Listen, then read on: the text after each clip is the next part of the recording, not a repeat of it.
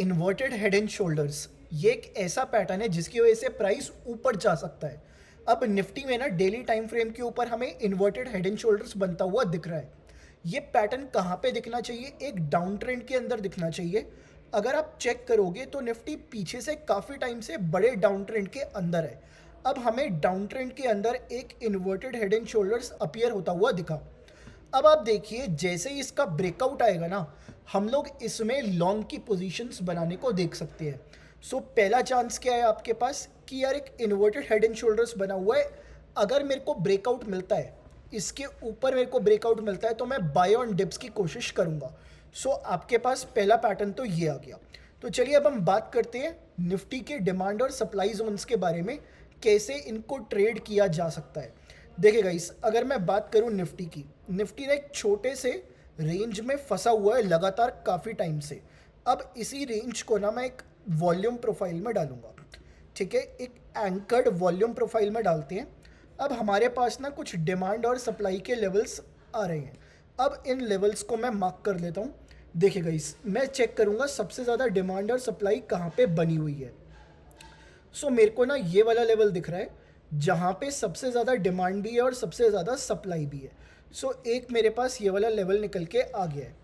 अब अगर मैं बात करूँ निफ्टी में, जब गिरना स्टार्ट हुआ था निफ्टी अभी रिसेंटली, ये छोटे टाइम फ्रेम पे जब गिरना स्टार्ट हुआ था, तो इस पॉइंट के ऊपर निफ्टी का डिमांड और सप्लाई जोन कहाँ पे है?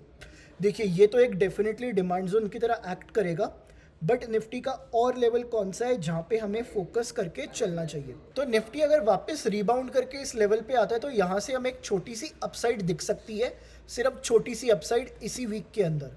बट अगर निफ्टी को बड़ी अपसाइड लेनी है तो वो इस लेवल के अंदर एक बार आ सकता है।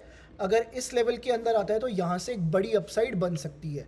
सो निफ्टी में अभी हमें सिर्फ ऊपर का ही व्यू रखना चाहिए, या तो हेड एंड शोल्डर्स का ब्रेकआउट आ जाए या फिर इन डिमांड जोन्स पे निफ्टी आ जाए। ऊपर अगर निफ्टी कहीं सेलिंग लेना स्टार्ट करता है तो मैं वीक के बीच में आपको अपडेट कर दूंगा डेली वीडियोस के अंदर, बट अभी आप फोकस कीजिए सिर्फ इन लेवल्स के ऊपर।